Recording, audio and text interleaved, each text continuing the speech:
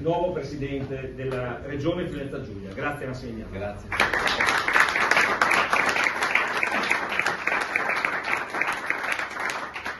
Formalmente sono ancora il primo mandato, da domani c'è la proclamazione. Allora, l'ultimo di Esatto. Formalmente oggi. No, ovviamente sono molto contento del risultato che è emerso dalla tornata elettorale della scorsa domenica, lo scorso lunedì. Devo dire che i numeri sono superiori alle aspettative. Sicuramente in campagna elettorale si era visto un buon clima, non c'è dubbio, malgrado le molte difficoltà che gli ultimi 5 anni hanno visto coinvolto anche il nostro territorio e la nostra regione.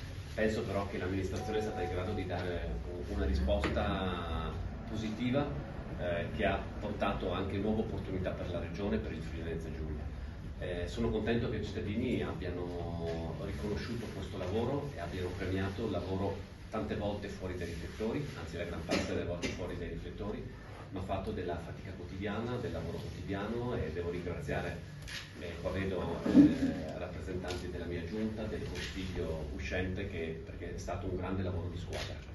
Io voglio sottolineare questo, qui non è la vittoria di una persona, ma la vittoria di una squadra che ha lavorato in modo serio, in modo concreto, per affrontare e dare una prospettiva a questa regione.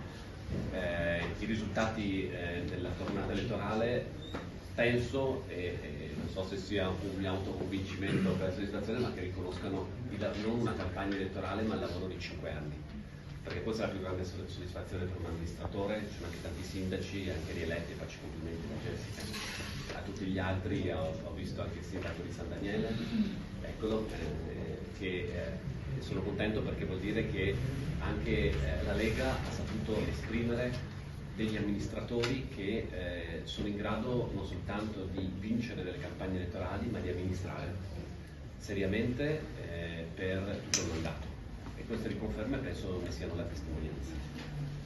Oggi dobbiamo festeggiare ovviamente perché siamo contenti del risultato, ma avere anche la consapevolezza del peso che ci aspettano 5 anni per continuare a dare risposte ai cittadini.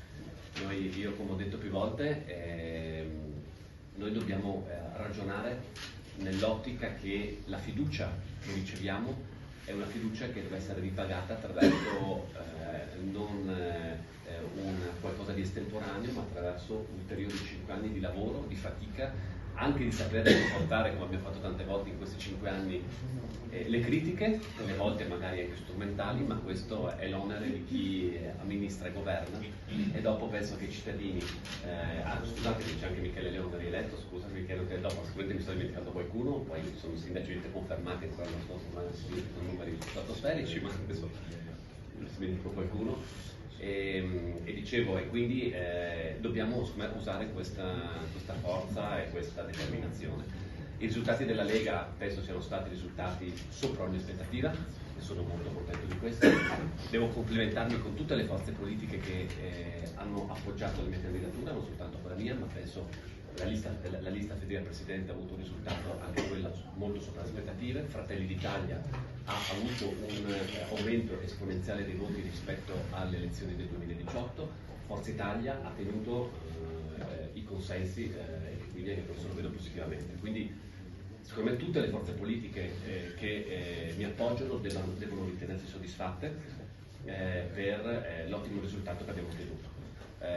Se permettete, anche in un quadro nel quale la partecipazione al voto è calata, seppur meno che d'altra parte, non ci soddisfa, però ci dà un segnale, secondo me, almeno incoraggiante in prospettiva, perché abbiamo ottenuto rispetto al 49% del 2018 al 45%, ribadisco, non ci soddisfa perché è importante la grande partecipazione al voto, però rispetto ad altri territori abbiamo ottenuto di più, ma quello è anche da sottolineare che i consensi della nostra compagine, della mia candidatura, sono, malgrado la diminuzione di partecipazione al voto, in termini di valore assoluto come numero sono aumentati.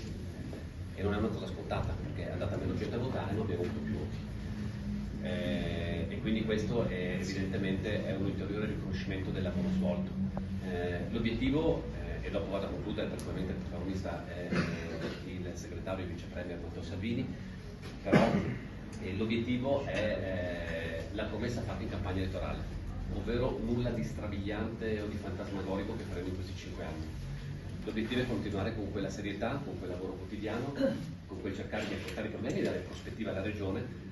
E ho detto, delle volte mi hanno fatto scusatemi, la domanda in questi giorni qual è, posso avere un po' d'acqua sulla prima perché mi sto soffocando, scusatemi, e mi ha detto cosa vuoi fare i primi 100 giorni? Ho detto nei primi 100 giorni si fanno tutti.